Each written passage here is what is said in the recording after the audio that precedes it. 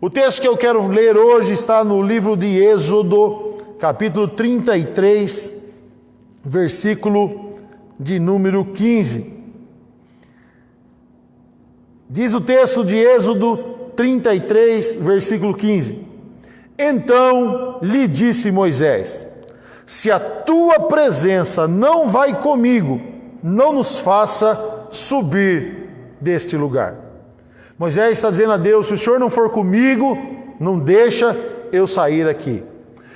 Deus anuncia a Moisés, nesse momento, para que você entenda o contexto, Deus, depois que o povo faz o bezerro de ouro, e Moisés desce do monte, quebra o bezerro, exorta o povo, Deus fala assim: olha, eu vou mostrar o caminho para vocês, vocês vão para a terra que mana leite e mel, para a terra de Canaã, mas eu não vou com vocês mais, porque esse é um povo de dura cerviz.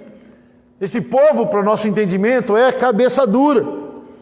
Esse povo eu tenho ensinado, tenho falado com eles, tirei do Egito, mostrei as pragas, abri o Mar Vermelho, coloquei no deserto, e na primeira oportunidade adoraram outros deuses. Então eu vou apontar o caminho no deserto, como nós pregamos, mas eu não vou com eles. Eu só vou ser um Deus orientador, mas eu não vou ser um Deus participante da vida desse povo. Eu preciso entender que quando Deus escolheu Moisés para ser o libertador de Israel, Deus não escolheu qualquer pessoa. Deus não pegou alguém que não tinha outras capacidades de liderança e apenas colocou alguém que estava sendo direcionado por Deus para fazer aquilo. Mas Moisés havia sido treinado no palácio de Faraó com toda a sabedoria, ciência e letras. Moisés era um líder preparado. E às vezes nós estamos liderando algo na casa de Deus, ou fazendo algo para Deus, e achamos que os nossos treinamentos de liderança, a nossa capacitação intelectual é importante somente. Não, é extremamente importante, porque Deus treinou Moisés em todas essas áreas, mas levou Moisés para Midian, para passar pelo seu maior treinamento, que era o conhecimento de Deus e a preparação para liderar o povo de Deus. Amados, essa é a junção perfeita de um grande líder.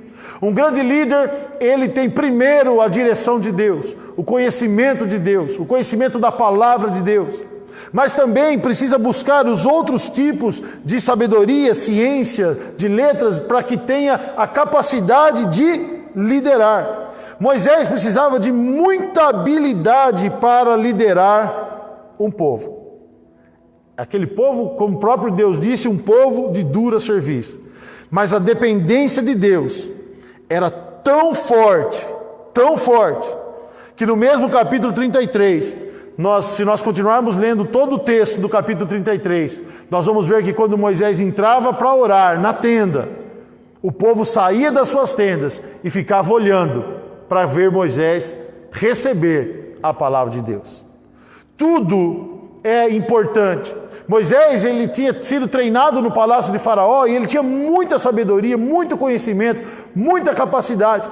Mas o que diferenciava Moisés era a presença de Deus. Em nenhum momento Moisés se achou autossuficiente. Tanto não se achou autossuficiente que quando Deus mandou ele ir sozinho, ele falou assim: não, sozinho não, só vou se o Senhor for comigo. Não me tire desse lugar se o Senhor não for comigo.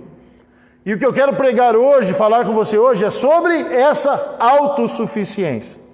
Eu sei que todos nós, vocês que estão nos vendo, têm capacidades, são inteligentes, são vividos, têm tempo de vida, mas nós nunca podemos nos achar autossuficientes. Precisamos, como o grande Moisés, o grande líder, filho da filha de Faraó, nós precisamos entender que nós somos dependentes de Deus. Moisés jamais ele se achou que ele poderia realizar algo sem Deus. Por isso ele orava, por isso ele se apresentava, por isso ele buscava Deus e por isso ele não ia se Deus não fosse. A Bíblia fala de 3 tipos de pessoas. 3 tipos de pessoas que todas elas, esses 3 tipos, resumem todas as pessoas do mundo. A primeira pessoa que a Bíblia fala, no livro de 1 Coríntios, é o homem natural. 1 Coríntios capítulo 2, versículo 14, diz assim: ora, o homem natural não compreende as coisas do Espírito de Deus, porque lhe parecem loucura, e não pode entendê-las, porque elas se discernem espiritualmente. Olha o que diz então sobre o homem natural. Interessante que o homem natural não é o homem mais distante de Deus. Você vai entender isso. Porque ele não entende e não conhece Deus pelo simples fato de nunca ter sido apresentado a Deus. Aquele eunuco da rainha de Candace, quando ele tem um encontro com Filipe, ele fala assim: como que eu posso conhecer se ninguém me apresentou? E ao ser apresentado Deus, ele aceitou. Uma boa parte da população, das pessoas, elas se encaixam aqui como homem natural. Ele não recorre a Deus porque não sabe que existe esse suporte. Muitas pessoas não oram, não leem a palavra de Deus, porque ainda não foram apresentadas a Deus. E esse é o papel da igreja. O papel da igreja é apresentar Deus ao homem natural. O papel do homem espiritual, que eu vou falar mais adiante, é apresentar ao homem natural esse Deus. Por quê? Porque o homem natural, ele é suficiente. Ele acredita que o que ele precisa está nele. O homem que não conhece a Deus, ele só pode crer na sua capacidade limitada. E o homem que é natural, ele se desespera com facilidade. Por quê? Porque quando a dificuldade, quando a luta ultrapassa a capacidade dele, ele não tem para quem recorrer. Então ele entra numa situação de desespero. Então ele entra numa situação de pânico. Por quê? Porque ele sabe que as limitações dele são finitas. E como ele não tem a quem recorrer, ele se desespera. E muitas vezes nós vemos homens naturais em depressão, nós vemos homens naturais com desejos suicidas ou até com atitudes suicidas. Por quê? Porque acabou. Porque ele acha que ele não pode mais resolver, ninguém pode resolver, porque ele é suficiente só na vida dele. Não foi apresentado a dele alguém que poderia resolver o problema dele. A esses homens naturais, Jesus chama de ovelhas. É esses homens que nós devemos deixar todas as nossas coisas e irmos atrás dela. Jesus trata o homem natural como ovelhas. E quando uma ovelha se perde, nós precisamos buscá-la. Por quê? Porque ela não tem rumo. Ela não sabe voltar. Ela não conhece. É uma ovelha perdida. A parábola das ovelhas trata justamente disso.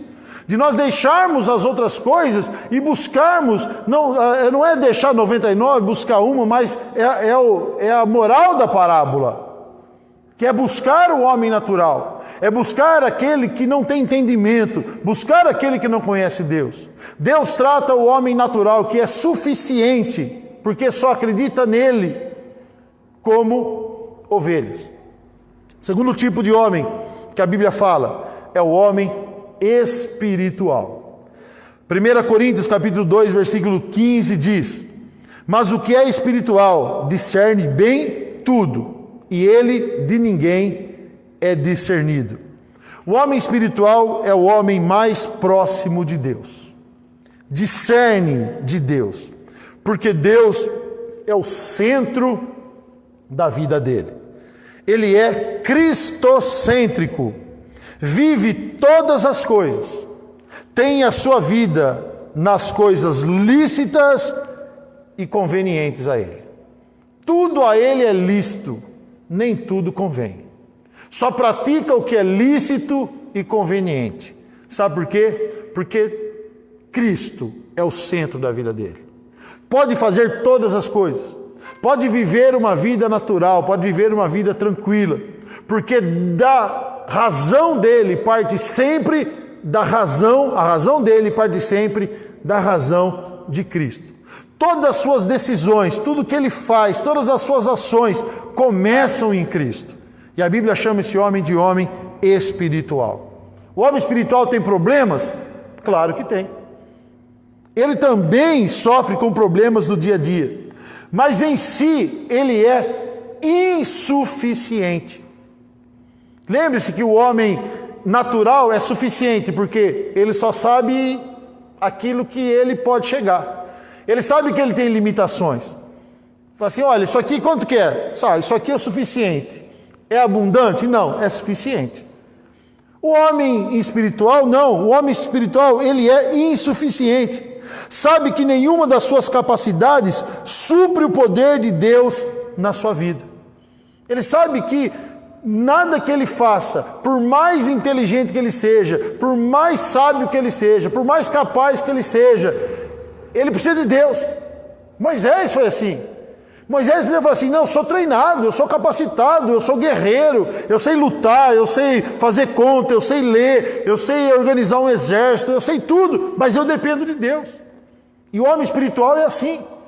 Cada um de nós tem a sua capacidade, cada um de nós pode fazer coisas, mas somos dependentes de Deus.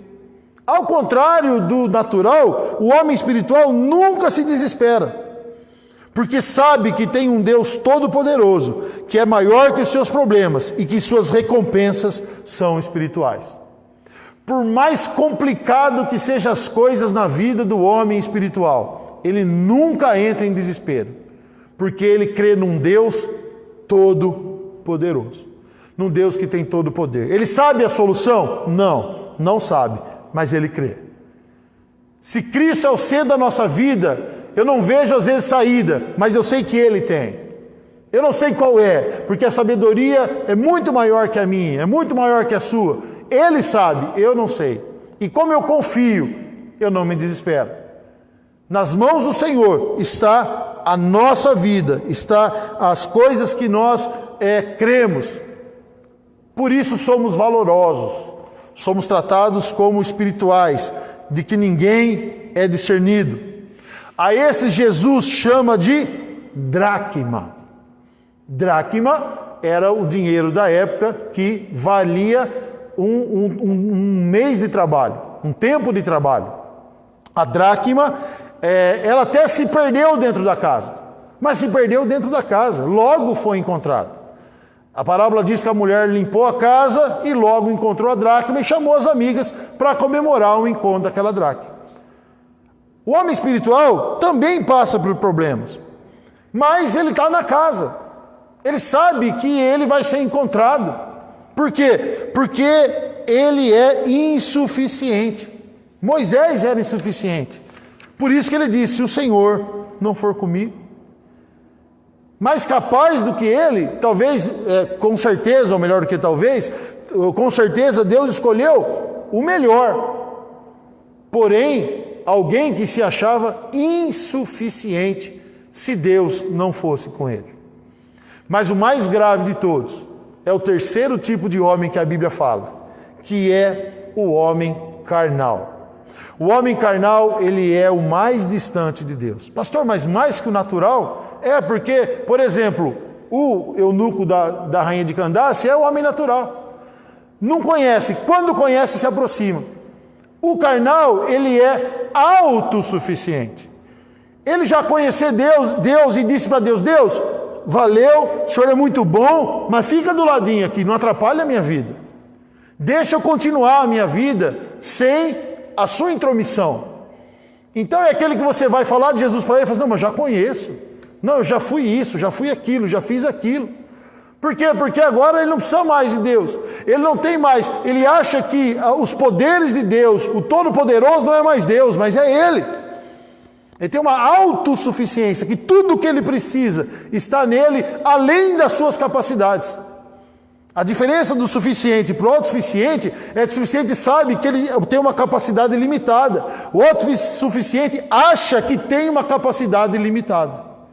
Esse homem é tratado como carnal. Em 1 Coríntios capítulo 3, de versículo 1 ao 3, diz assim, e eu, irmãos, não vos pude falar como espirituais, mas como carnais, como a meninos em Cristo. Com leite vos criei, e não com carne, porque ainda não podíeis, nem tampouco, ainda agora podeis, porque ainda sois carnais. Pois havendo entre vós inveja, contenda, dissensão, não são porventura carnais, e não andais segundo os homens?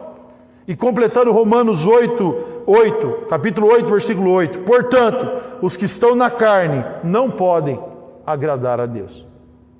Paulo fala assim, vocês não mudam. Quando vocês vão deixar eu ser o centro da sua vida? Vocês já me conhecem, vocês conhecem a Deus. Mas eu não posso trazer nada novo que você acha que você sabe. Eu não posso aumentar o seu conhecimento de Deus, porque você estacionou no lugar e acha que está bom, e você se sustenta com aquilo que você sabe.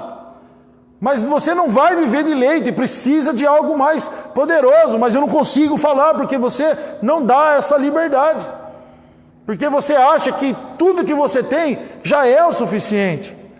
Esses, infelizmente, são os mais distantes de Deus, porque ele não entende a sua suficiência, porque não entende suas limitações, não é insuficiente, não acha que Deus possa acrescentar algo na vida dele, ele acha que o que Deus acrescentou já é o suficiente, e se acha tão capacitado que ninguém pode ajudá-lo. Ele não precisa mais de Deus. E a Bíblia chama esse homem de carnal. Mas ele então é autossuficiente, ou seja, ele conheceu a Deus, mas se sentiu tão capacitado que dispensou a presença de Deus da sua vida. Infelizmente a comparação é inevitável. Quem é carnal na Bíblia? Lúcifer. Estava no céu, recebeu de Deus e chegou uma hora que se achou maior do que Deus, que não precisava de Deus. Só eu estou... O que eu tenho já está bom demais. Eu não preciso aprender mais nada, não preciso fazer mais nada, eu só tenho que ser maior que Ele. É isso que Deus colocou na minha vida. Colocou Deus em segundo plano. Um dia as coisas de Deus já foram prioridade na sua vida. Claro, veja no exemplo de Lúcifer, como querubim ungido do céu, é óbvio que Deus já foi prioridade na vida dele. Mas ele cresceu demais, ele inflou demais. E agora as coisas de Deus não são prioridade, mas hoje Deus faz parte de um rol de compromissos dele. Família, trabalho, Deus, lazer, todos estão no mesmo plano. A agenda dele é a do homem carnal, ele se coloca todos no mesmo plano. Não tem diferença em fazer as coisas de Deus, como também ter um tempo de lazer. Não deixa nada que seja de seu pessoal para fazer as coisas de Deus. Presta atenção, não abandonou Deus. Não negou a fé. Só colocou Deus no mesmo plano de tudo na vida dele. Ou seja, não precisa mais do Pai. A esses Jesus chama de pródigo. A esses Jesus chama de filho pródigo. Filhos que já viveram a maravilha da casa, mas acharam melhor deixar o pai de lado e andar com suas próprias pernas. Entenda, amados, porque às vezes algumas pessoas, e mais uma vez quero dizer, por isso que eu fiz a introdução da mensagem, a palavra de Deus serve para nos abrir os olhos. Talvez você está vendo aqui e fale assim, não, eu sou espiritual, glória a Deus por isso. Mas cuidado para não se transformar em carnal. Para não se achar autossuficiente, continue se achando insuficiente.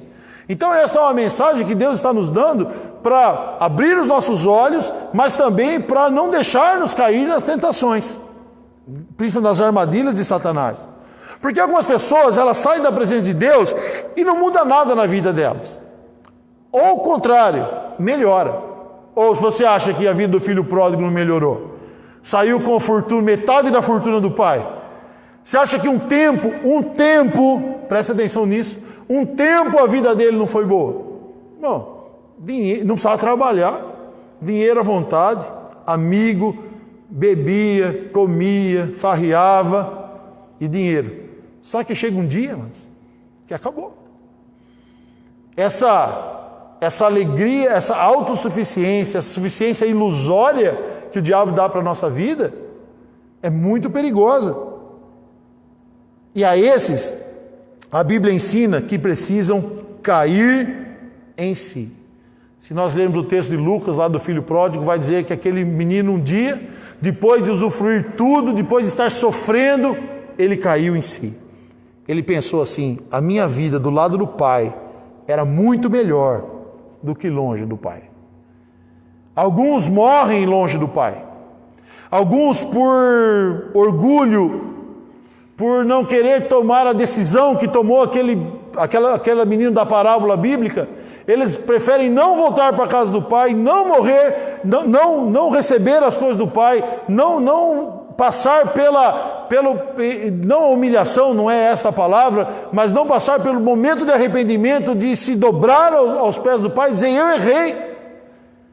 Aquele menino chega na casa do pai e fala: pai, eu errei. E não tem problema errar, nós somos falhos. Não tem problema, é permanecer no erro. O que teria problema na vida daquele menino era morrer comendo as coisas dos porcos, a comida do porco. Não, mas o arrependimento sempre é bem-vindo.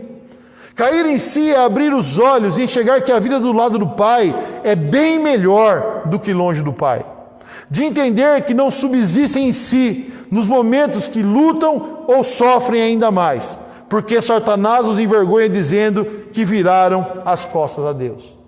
Sabe, amados, o grande problema do carnal é que, como ele deixou Deus de lado e aparentemente as coisas vão mais ou menos bem, quando as coisas forem maus e ele precisa voltar a Deus, nós temos um inimigo. E aí vem uma ação muito forte de Satanás dizendo: olha, você virou as costas para Deus, Deus vai virar as costas para você agora. Não adianta mais voltar, não adianta mais se arrepender, não adianta mais querer fazer o que você fazia, porque Deus virou as costas para você. Mas a boa notícia é que o Pai nunca deixou de esperar do Filho. O Pai nunca deixou de ir lá na sacada, aguardar o Filho voltar. O Pai sempre está de braços abertos. Ao carnal, a boa notícia é que existe alguém muito maior que a suficiência e você tem a quem recorrer. Se você ouviu esta mensagem e é carnal, se você ouviu essa mensagem e nunca havia sido apresentado a Deus, eu quero dizer para você que existem soluções sobrenaturais para o seu problema. Se o seu problema é grande, se o seu problema tem poder, o nosso Deus tem todo o poder. Se você abrir o seu coração e deixar Cristo ser o centro da sua vida, não só um participante da sua vida, não comece a sua vida como carnal, seja espiritual. Jesus Cristo, Ele quer reinar e o trono dele está em nosso coração. Se você é carnal, deixe Jesus entrar no seu coração. Ao espiritual, siga nesse caminho, nunca deixe o engano dominar a sua vida, dizendo que você não precisa do Pai. Não é porque você é espiritual hoje que você não voltará nunca a ser natural. O espiritual nunca volta a ser natural, porque ele conhece a Deus. Porém, corre-se o risco de um espiritual ser carnal. Por quê? Porque ele pode se achar autossuficiente. Deus, eu já fiz muito pela tua obra, eu já ganhei almas, eu já batizei, eu já preguei, eu já fiz muitas coisas. Agora eu vou dispensar essa centralidade da minha vida. Não que o Senhor vá sair dela, mas eu vou de vez em quando estar participando com o Senhor em algum lugar. Ao carnal, abra os olhos, pese a sua vida quando você estava mais próximo de Deus. Quando em primeiro lugar estava Deus na sua vida. Quando você orava todos os dias, quando você lia a palavra de Deus, quando as coisas de Deus não eram um peso para você. Talvez alguns de nós possam estar ouvindo essa mensagem dizendo assim: eu acho que eu me encaixo no carnal. Apesar de a gente ter que tomar esse cuidado, porque talvez seja um pouco difícil de o carnal entender isso. Mas se o Espírito Santo falou com você, se o Espírito Santo tocou no nosso coração, ponha na balança. Quem era você quando Cristo era o centro da tua vida? Como eram os seus pensamentos? Como eram a sua vida? E o que acontece todas as vezes que você se afasta de Deus? O que acontece todas as vezes que você passa a tratar as coisas de Deus como um peso para você? As coisas parecem que ficam mais difíceis, vias de regras. Talvez os meus 20 anos aí de cristão, 18 pastoreando, me deem 8 anos, estou fazendo agora Eu não tenho a data correta, se é 18 ou 20, que eu estou fazendo 8 anos aqui em frente a esta igreja, mas 5 como pastor auxiliar em tempo integral, então no mínimo 13 anos. A experiência de vida me faz entender isso, que a sua vida com Cristo sempre é melhor com a vida longe de Deus. Quando Moisés se declarou insuficiente, quando Moisés se declarou espiritual, a palavra de Deus diz que em Êxodo 33:19, porém ele disse, Deus dizendo a Moisés, eu farei passar toda a minha bondade por diante de ti, e proclamarei o nome do Senhor diante de ti, e terei misericórdia de quem eu tiver misericórdia, e me compadecerei de quem eu me compadecer. E no capítulo 34 de Êxodo, versículo 5, diz, e o Senhor desceu numa nuvem, e se pôs ali junto a ele, e ele proclamou o nome do Senhor. Amados, se você deixar Cristo ser o centro da sua vida, através hoje do Espírito Santo de Deus, Ele vai se assentar do seu lado e vai direcionar a tua vida. Quando nós cantamos aqui, eu tinha a mensagem já no coração, já estava pronto, e quando eu vi a frase caminho no deserto, essa mensagem ainda brilhou muito mais aos meus olhos. No meio do deserto, Jesus Cristo é o caminho para a nossa vida. E é esse Jesus que nós pregamos, é esse Jesus que nós apresentamos, e é para esse Jesus que nós vivemos. Não seja natural, busque a Deus. Não seja carnal, traga Cristo para o centro da sua vida. Mas seja espiritual, como Moisés foi, e não vá a nenhum lugar se o Senhor não for contigo. Amém? Vamos orar?